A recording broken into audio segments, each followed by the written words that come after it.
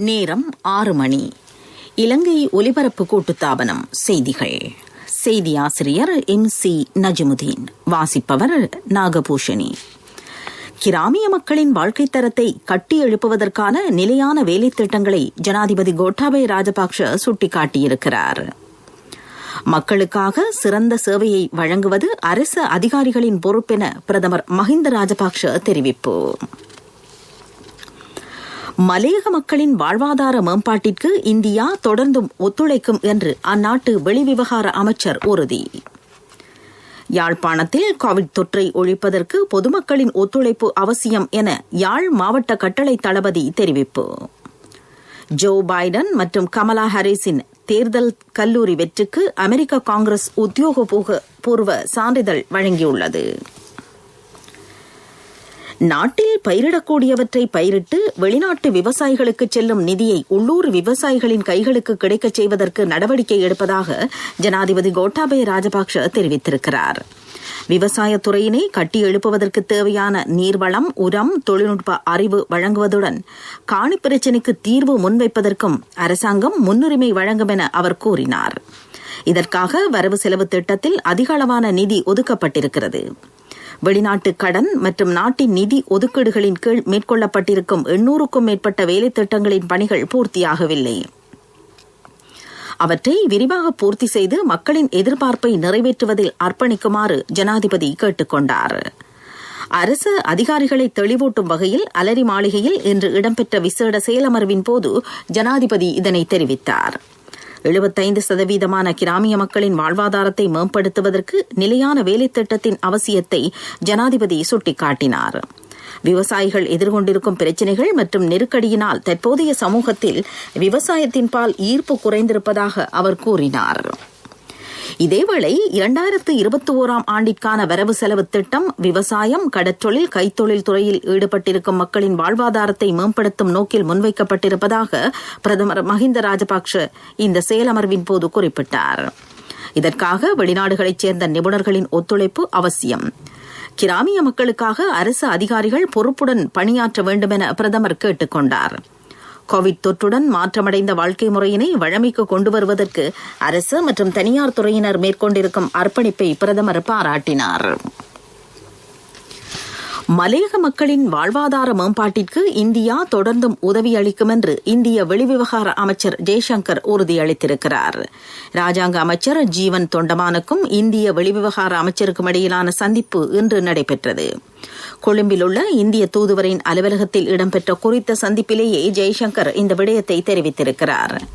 இந்திய அரசின் நிதி ஒதுக்கீட்டில் மலையகத்தில் முன்னெடுக்கப்பட்டு வரும் அபிவிருத்தி, வீடமைப்பு திட்டங்கள் சம்பந்தமாக இதன்போது ஆராயப்பட்டது. கல்வி, சுகாதாரம், விளையாட்டு உள்ளிட்ட துறைகளுக்கு இந்தியாவின் ஒத்துழைப்பு தொடர்ந்து கிடைக்கும் எனவும் இந்திய வெளிவிவகார அமைச்சர் தெரிவித்திருக்கிறார். இந்த சந்திப்பில் இலங்கைக்கான இந்திய உயர்ஸ்தானிகர் கோபால் பாக்லே, பிரதமரின் இணைப்புச் செயலாளர் செந்தில் தொண்டமான், நுவரெலியா மாவட்ட பாராளுமன்ற உறுப்பினர் மருதப்பாண்டி ராமேஸ்வரன் ஆகியோரும் பங்கேற்றனர். நீங்கள் கேட்டுக்கொண்டிருப்பது இலங்கை ஒலிபரப்பு கூட்டுத்தாபனத்தின் செய்திகள்.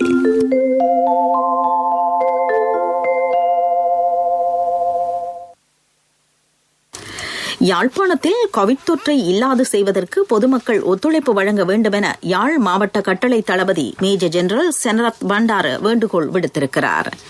பொது நிகழ்வுகள், ஆலய உற்சவங்கள் உள்ளிட்ட விழாக்களில் ஒன்று கூடுபவர்களின் எண்ணிக்கையை 50ஆக மட்டுப்படுத்திக் கொள்ள வேண்டும் என அவர் கேட்டுக் கொண்டார். யாழ்ப்பாண மாவட்டத்தின் தற்போதைய கோவிட் நிலை பற்றி ஆராயும் விசேட கலந்துரையாடல் இன்று மாவட்ட செயலாளர் கணபதிப்பிள்ளை மகேசன் தலைமையில் மாவட்ட செயலகத்தில் நடைபெற்றது. தனிமைப்படுத்தப்பட்டவர்களுக்கான உலர் உணவுப் பொருள்களின் விநியோகம், வர்த்தக நிலையங்களை மீளத் திறப்பது மற்றும் பாடசாலைகளை ஆரம்பிப்பது பற்றியும் இதன்போது ஆராயப்பட்டது.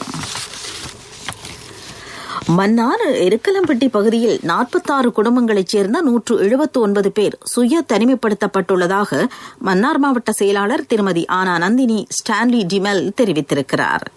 இந்த கிராமத்தில் ஒரே குடும்பத்தைச் சேர்ந்த 5 பேருக்கு கோவிட் தொற்று உறுதி செய்யப்பட்டிருக்கிறது. இதையடுத்து அவர்களுடன் நெருங்கிய தொடர்புகளை பேணியவர்களே இவ்வாறு தனிமைப்படுத்தப்பட்டிருக்கிறார்கள். இவர்களுக்கு PCR பரிசோதனைகள் மேற்கொள்ளப்பட்டிருப்பதாகவும் மன்னார் மாவட்ட செயலாளர் தெரிவித்தார். நாட்டின் பொருளாதார அபிவிருத்தி வேகம் மீண்டும் வழமை நிலைக்கு திரும்புவதாக ராஜாங்க அமைச்சர் அஜித் நிவாட் கப்ரால் தெரிவித்திருக்கிறார். கடந்த வருடத்தில் ஏற்றுமதி வருமானத்தை 10 பில்லியன் அமெரிக்க டாலராக அதிகரிக்க முடிந்திருப்பதாக அவர் கூறினார். வெளிநாட்டு முதலீடுகளை அதிகரித்து பொருளாதார ஸ்திரத்தன்மையை பேணுவதற்கு நடவடிக்கை எடுப்பதாக அவர் தெரிவித்தார். இன்றைய பாராளுமன்ற அமர்வின் போதே ராஜாங்க அமைச்சர் அஜித் நிவாட் கப்ரால் இந்த விடயத்தை குறிப்பிட்டார். ராணுவத்தின் விவசாய மற்றும் பண்ணை வள செயலணி பத்திரமுள்ள பலவத்தையில் உள்ள ராணுவ தலைமையகத்தில் இன்று ஸ்தாபிக்கப்பட்டது. ராணுவ தளபதி ஜெனரல் ஷவேந்திர சில்வா இந்த நிகழ்வில் அதிதியாக பங்கேற்றார். நாட்டில் விவசாயத்துறையில் தன்னிறைவை ஏற்படுத்துவதற்காக அரசாங்கம் முன்னெடுத்திருக்கும் வேலைத்திட்டங்களுக்கு பங்களிப்பு வழங்குவது இதன் நோக்கமாகும்.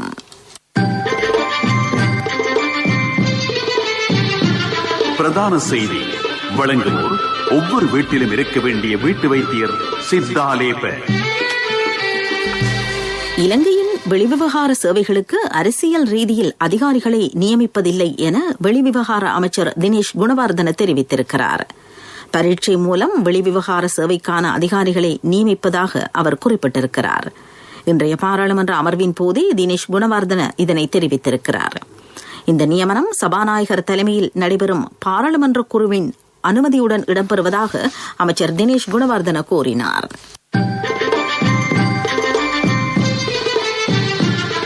பிரதான செய்தி வழங்கியோர் ஒவ்வொரு வீட்டிலும் இருக்க வேண்டிய வீட்டு வைத்தியர் சித்தாலேப.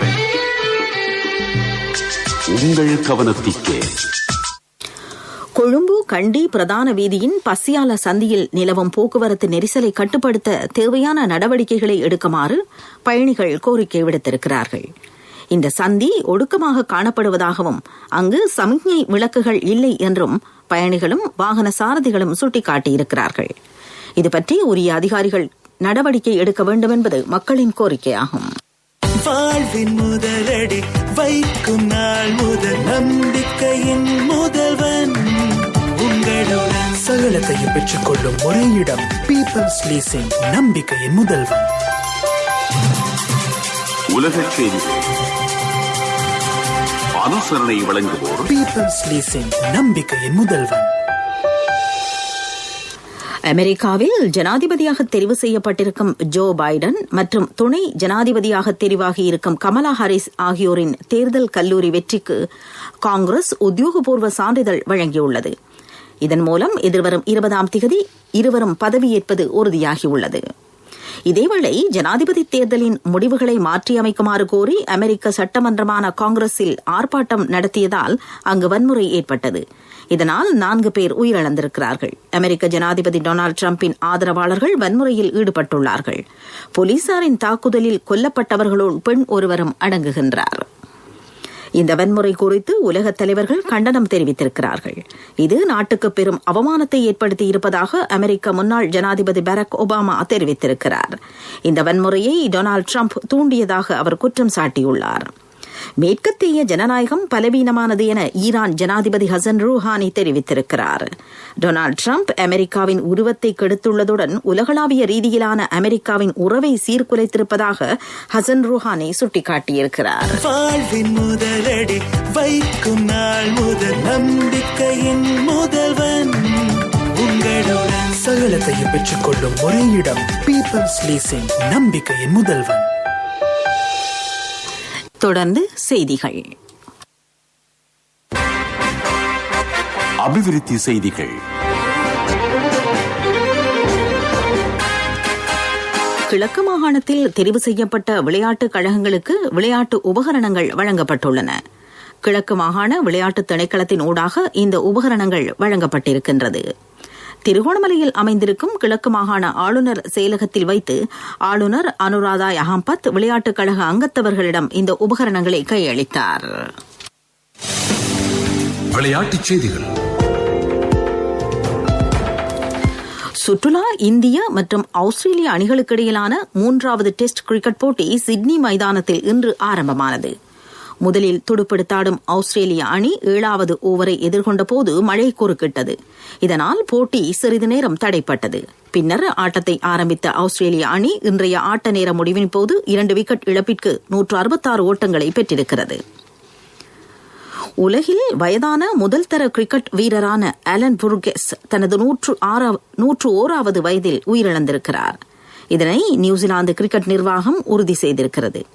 வலது கை துடுப்பாட்டக்காரராகவும் இடது கை சுழல்பந்து வீச்சாளராகவும் திகழ்ந்த அலன் 1940ஆம் ஆண்டு தனது கிரிக்கெட் பயணத்தை ஆரம்பித்திருந்தார். வர்த்தக செய்தி.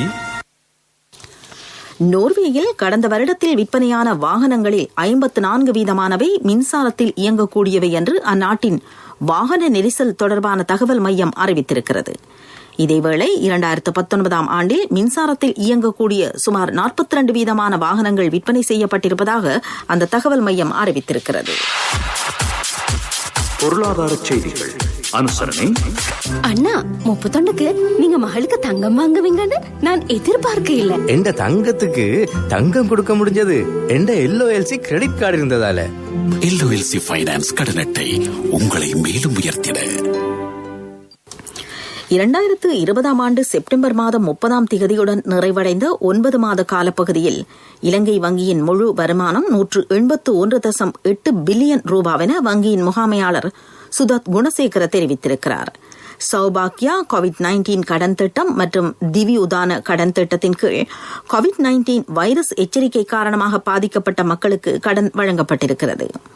இதற்காக இலங்கை வங்கி 128 பில்லியன் ரூபாவினை கடனாக வழங்கியிருப்பதாக அவர் கூறினார். கொழும்பில் இன்று நடைபெற்ற ஊடகவியலாளர் சந்திப்பின் போதே சுதத் குணசேகர இந்த விடயத்தை தெரிவித்தார்.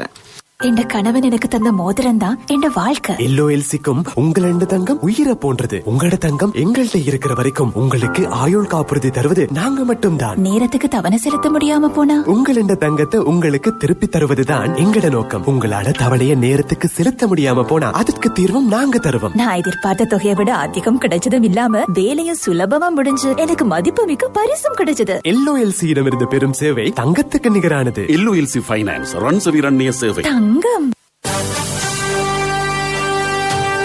காலநிலை அறிக்கை. நாட்டின் பல்வேறு பகுதிகளிலும் இன்று இடியுடன் கூடிய மழை பெய்யலாம் என்று வளிமண்டலவியல் திணைக்களம் எதிர்வு கூறியிருக்கிறது. வடக்கு, கிழக்கு, வடமத்திய, மத்திய, ஊவா மாகாணங்களில் மழை அல்லது இடியுடன் கூடிய மழை பெய்யக்கூடும். ஊவா, மத்திய மாகாணங்களிலும் புலனறுவை மாவட்டத்திலும் 50 மில்லிமீட்டருக்கும் அதிகமான மழை வீழ்ச்சி பதிவாகலாம் என்று திணைக்களம் விடுத்திருக்கும் அறிக்கையில் குறிப்பிடப்பட்டுள்ளது. காலநிலை அறிக்கை கேட்டீர்கள். இனி நிறைவாக மீண்டும் தலைப்புச் செய்திகள். கிராமிய மக்களின் வாழ்க்கை தரத்தை கட்டி எழுப்புவதற்கான நிலையான வேலைத்திட்டங்களை ஜனாதிபதி கோட்டாபய ராஜபக்ஷ சுட்டிக்காட்டியிருக்கிறார். மக்களுக்காக சிறந்த சேவையை வழங்குவது அரசு அதிகாரிகளின் பொறுப்பென பிரதமர் மஹிந்த ராஜபக்ஷ தெரிவிப்பு. மலையக மக்களின் வாழ்வாதார மேம்பாட்டிற்கு இந்தியா தொடர்ந்தும் ஒத்துழைக்கும் என்று அந்நாட்டு வெளிவிவகார அமைச்சர் உறுதி. யாழ்ப்பாணத்தில் கோவிட் தொற்றை ஒழிப்பதற்கு பொதுமக்களின் ஒத்துழைப்பு அவசியம் என யாழ் மாவட்ட கட்டளை தளபதி தெரிவிப்பு. ஜோ பைடன் மற்றும் கமலா ஹாரிஸின் தேர்தல் கல்லூரி வெற்றிக்கு அமெரிக்க காங்கிரஸ் உத்தியோகபூர்வ சான்றிதழ் வழங்கியுள்ளது. இத்துடன் செய்திகள் முடிவடைந்தன.